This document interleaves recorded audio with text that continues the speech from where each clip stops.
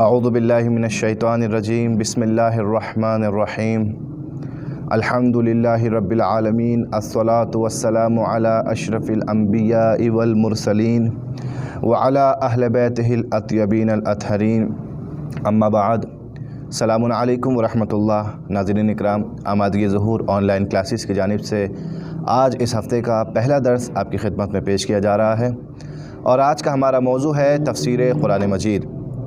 اور ہم نے گزشتہ درس میں جس سورہ کی تفسیر آپ کی خدمت میں پیش کی تھی وہ سورہ مطففین تھا، اور اس کی ابتدائی 5 آیتیں آپ کی خدمت میں ہم نے پیش کی تھیں، اور آج انشاءاللہ ہم آیت نمبر 7 سے اپنے درس کا آغاز کریں گے۔ تو ہم نے گزشتہ آیات میں آپ کی خدمت میں بیان کیا تھا کہ پروردگار عالم ان لوگوں کے بارے میں فرما رہا ہے کہ جو لوگ ناپ تول میں کمی کرتے ہیں، اور ان لوگوں کی تنقید کر رہا ہے، ان لوگوں کی مذمت کر رہا ہے، ان لوگوں پر لعنت کر رہا ہے۔ اس کے بعد دوسرا موضوع اس سورے کا شروع ہوتا ہے، وہ ہے نامہ اعمال کے بارے میں۔ پروردگار کہتا ہے بسم اللہ الرحمن الرحیم کلا ان کتاب الفجار لفی سجین وما ادراک ما سجین کتاب مرقوم۔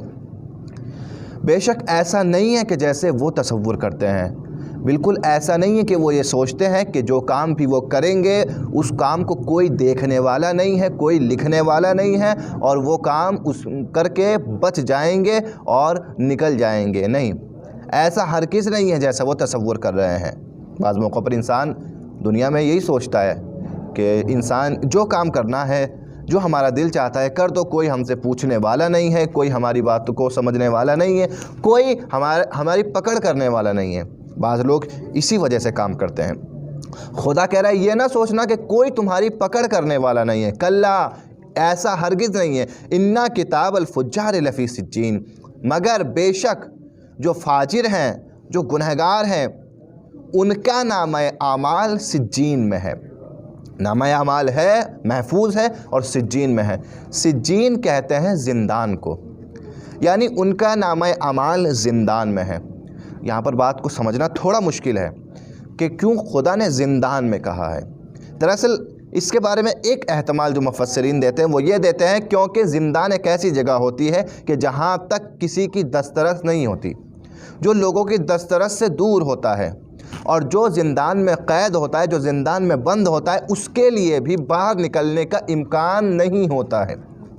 یعنی خدا کہنا چاہتا ہے کہ ان لوگوں کا نامہ اعمال ایسی جگہ ہے کہ جہاں ان کی دسترس نہیں ہے، جہاں ان کی پہنچ نہیں ہے، یہ اپنے نامہ اعمال کو دیکھ نہیں سکتے، اپنے نامہ اعمال کو پڑھ نہیں سکتے۔ یعنی ایسا نہیں ہے کہ ان کا نامہ اعمال کا کوئی دفتر ہے، کوئی کتاب ہے، اور وہ کسی الماری میں رکھی ہوئی ہے کہ کوئی انسان جائے اور وہاں جانے کے بعد میں اس کتاب کو کھولے، اس دفتر کو کھولے، اور جو جو گناہ کیے ہیں ان کو مٹا دے۔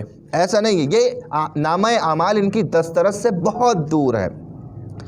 کلا ان کتاب الفجار لفی سجین، دسترس سے دور ہے، قید میں ہے، زندان میں ہے۔ وما ادراک ما سجین، اور تم کیا جانو کہ یہ زندان کیا ہے۔ اب یہاں پر پروردگار کہتا ہے وما ادراک ما سجین، تم کیا جانو زندان کیا ہے۔ ویل یومئذ للمکذبین، وما ادراک ما سجین ویل یومئذ للمکذبین۔ یہاں پروردگار کہتا ہے، دوبارہ ویل کا استعمال کر رہا ہے۔ اس دن ویل ہے، اس دن لعنت ہے، کس کے لیے؟ سجین کے لیے، گنہگار کے لیے۔ ویل یومئذ للمکذبین، اس دن لعنت ہے کس کے لیے؟ جھٹلانے والوں کے لیے، انکار کرنے والوں کے لیے۔ وما ادراک ما سجین، تمہیں کیا معلوم سجین کیا ہے؟ کتاب مرقوم، یہ ایک لکھی ہوئی کتاب ہے، یہ ایک رقم کی ہوئی کتاب ہے۔ اس کتاب کو فرشتوں نے لکھا ہے۔ یعنی پروردگار یہاں نامہ اعمال کا ذکر کر رہا ہے کہ یہ نامہ اعمال ایک لکھی ہوئی کتاب ہے، اور اسے اس طریقے سے محفوظ کیا گیا ہے کہ گویا کسی کو زندان میں رکھا جاتا ہے کہ کسی کی اس تک پہنچ نہیں ہوتی ہے۔ لہٰذا ان نامہ اعمال تک کسی انسان کی پہنچ نہیں ہے، مگر چھوٹا عمل ہو یا بڑا عمل ہو، نامہ اعمال میں اس عمل کو ثبت کیا گیا ہے۔ لہٰذا آج بھی انسان اس بات کو ذہن میں رکھے کہ جو عمل بھی انسان انجام دے رہا ہے وہ لکھا جا رہا ہے۔ کتاب مرقوم، اب یہاں پر نامہ اعمال کا ذکر تمام کر کے پروردگار آگے کہتا ہے ویل یومئذ للمکذبین، قیامت کا ذکر کر رہا ہے، اور کہہ رہا ہے کہ وائے ہو اس دن، وائے ہو ان لوگوں کا کہ جو انکار کرنے والے ہیں۔ اس دن لعنت ہو ان لوگوں پر کہ جو جھٹلانے والے ہیں۔ الذین یکذبون بیوم الدین، کس چیز کا انکار کرتے تھے یہ لوگ؟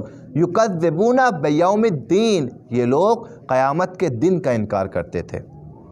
قیامت کا دن یہ لوگ نہیں مانتے تھے کسی قیامت کو، لہٰذا پروردگار نے کہا کہ اس وجہ سے، اس انکار کی وجہ سے قیامت میں ان کے اوپر خدا کی لعنت ہے۔ ویل یومئذ للمکذبین الذین یکذبون بیوم الدین وما یکذب بہ الا کل معتد اثیم، وما یکذب بہ الا کل معتد اثیم، اور قیامت کا انکار کوئی نہیں کر سکتا مگر یہ کہ یا تو گنہگار ہو اور یا پھر فاجر ہو، یا گنہگار ہو یا تجاوز کرنے والا ہو، یعنی جو شخص خدا کی حدود سے نکل رہا ہے، تجاوز کر رہا ہے، حدود خدا سے باہر نکل جاتا ہے، حلال و حرام کی پابندیوں کو چھوڑ دیتا ہے، نہ حلال کی پابندی کرتا ہے نہ حرام کی پابندی کرتا ہے، جو خدا کی مخالفت کرتا ہے، اس کے حکم کی مخالفت کرتا ہے، اس پر قیامت کے دن خدا کی لعنت ہے۔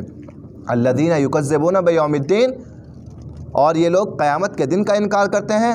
قیامت کے دن کا انکار کوئی نہیں کرتا مگر یا تو خدا کی حدود سے نکلنے والا اور یا گنہگار، کھلم کھلا گناہ انجام دینے والا، یعنی یہ کام، یہ اعمال اس بات کی علامت ہے کہ یہ لوگ قیامت کے دن کا انکار کر رہے ہیں، قیامت کے دن کو بھولے ہوئے ہیں۔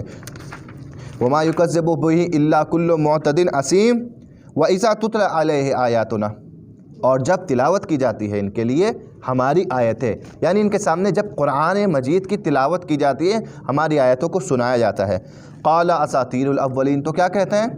یہ تو گزشتہ افسانے ہیں، گزرے ہوئے کے افسانے ہیں، اور افسانے ہمیں معلوم ہے کسے کہتے ہیں، یعنی ایسی کہانیاں کہ جس کے سچ اور جھوٹ ہونے میں انسان کو گمان نہ ہو۔ ایک قصہ ہے کہ جو ہم سنتے چلے آئے ہیں، اس قصے کا کوئی اعتبار نہیں ہے۔ قال اساطیر الاولین، یہ قرآن مجید، یہ آیات معاذ اللہ یہ کچھ نہیں، یہ قصہ ہے گزرے ہوئے زمانوں کا، گزرے ہوئے لوگوں کا قصہ ہے۔ یہ لوگ قیامت کے منکر تھے، یہ لوگ فاسق و فاجر تھے، اور یہ لوگ قرآن مجید کے متعلق بھی یہ عقیدہ رکھتے تھے کہ قیامت کے دن یہ لوگ یہ کہتے تھے کہ یہ آیتیں کچھ نہیں ہیں مگر یہ گزرے ہوئے کا افسانہ ہے، گزرے ہوئے کے قصے ہیں اس کے اندر۔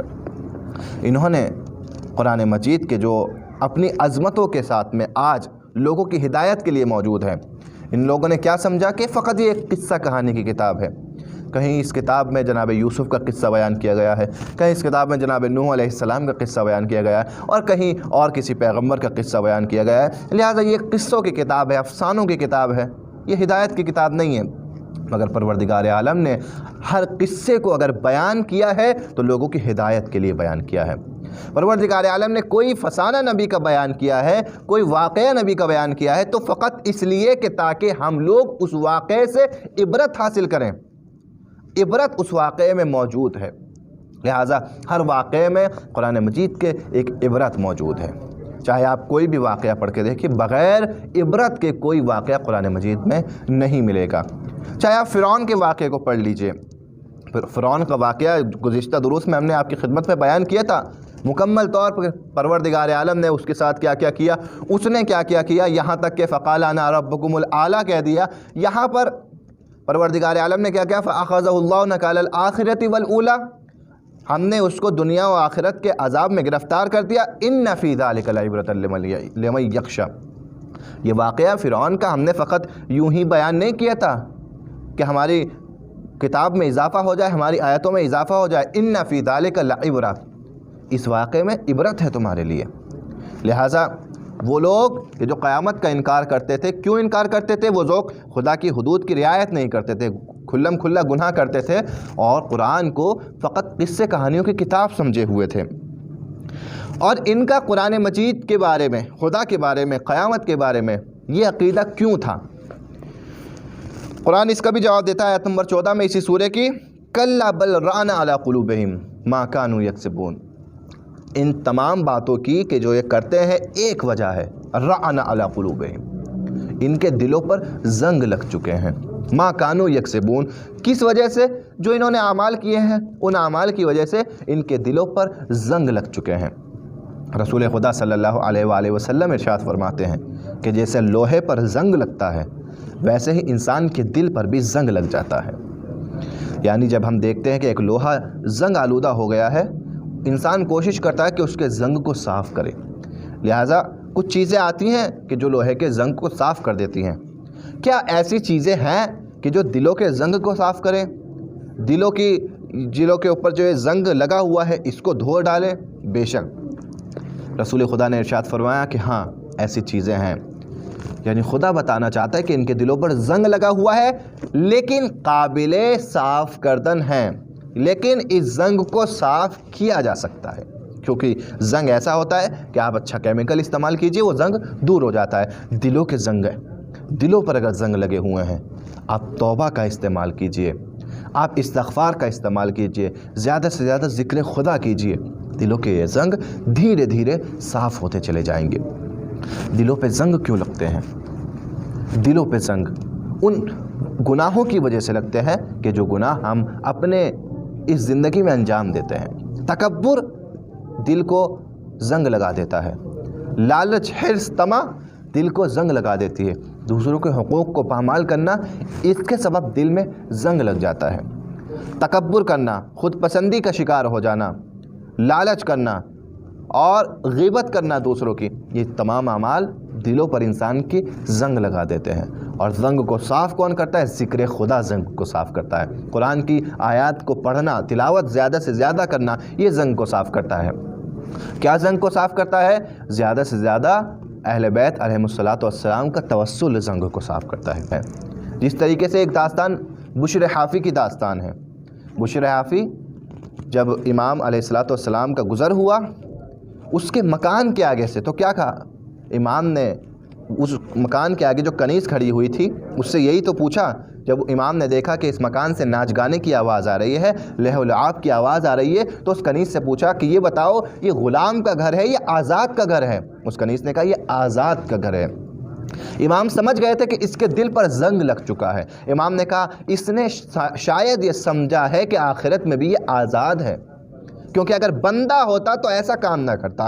بندہ وہی کام کرتا ہے کہ جو مالک کو پسند ہوتا ہے، لہٰذا دنیا کے غلام وہ کام کرنا پسند نہیں کرتے کہ جو مالک کو پسند نہ ہو، تو خدا کے بندے ایسا کام کیوں کرے کہ جو مالک کے حقیقی پروردگار پسند نہ کرے؟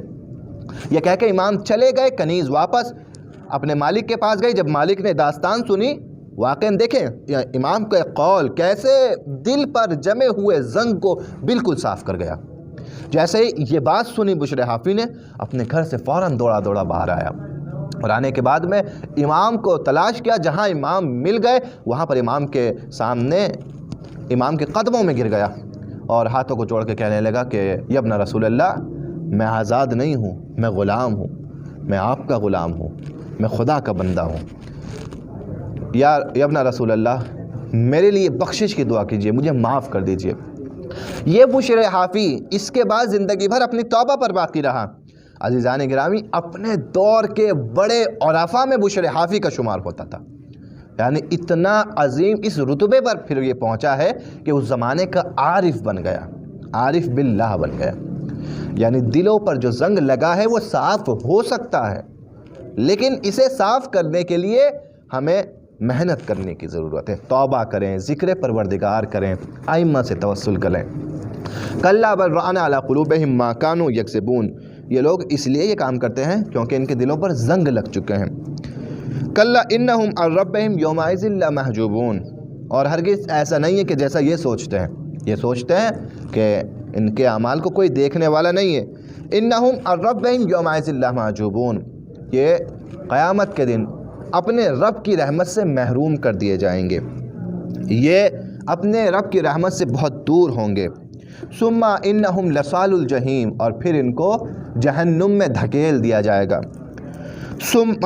ثم یقال ھذا الذی کنتم بہ تکذبون، اور پھر کہا جائے گا یہ وہی ہے کہ جس کا تم انکار کرتے تھے۔ یعنی پروردگار انہیں روز قیامت جہنم میں ڈالے گا اور کہے گا کہ یہ دیکھو تم منع کرتے تھے کہ کوئی جنت نہیں، کوئی جہنم نہیں، یہ لو، یہ تمہیں جہنم میں پھینکا گیا ہے، اب جہنم کا مزہ چکھو، اور اب اس بات کا جو اس بات کا انکار کرتے تھے اس بات کا یقین حاصل کرو کہ جہنم بھی ہے، جنت بھی ہے، گنہگاروں کو جہنم میں ڈالا گیا ہے اور نیکوکاروں کو جنت کی جانب بھیجا گیا ہے۔ یہاں پروردگار عالم بتانا چاہتا ہے کہ دلوں کے زنگ دور ہو سکتے ہیں اگر انہیں دور کیا جائے، لیکن اگر دلوں پر لگے ہوئے زنگ کو انسان دور نہ کرے ثم انہم لصال الجحیم، تو انسان کو جہنم میں پھینک دیا جائے گا۔ ثم یقال ھذا الذی کنتم بہ تکذبون، یہ پروردگار عالم نے ان لوگوں کے نامہ اعمال کے بارے میں بیان کیا کہ جو لوگ گنہگار تھے، جو لوگ فجار تھے، جو لوگ خطاکار تھے۔ اگلے درس میں انشاءاللہ اگلی آیتیں جن میں ان لوگوں کا نامہ اعمال بیان کیا گیا ہے کہ جو لوگ مومنین تھے، جو لوگ نیکوکار تھے، جو خدا کی اطاعت کرتے تھے، اور پروردگار عالم نے ان لوگوں کے نامہ اعمال کو اور ان لوگوں کی کتاب کو کس طریقے سے بیان کیا ہے لوگوں کے سامنے، انشاءاللہ اگلے درس میں آپ کی خدمت میں بیان کیا جائے گا۔ والسلام علیکم ورحمۃ اللہ وبرکاتہ۔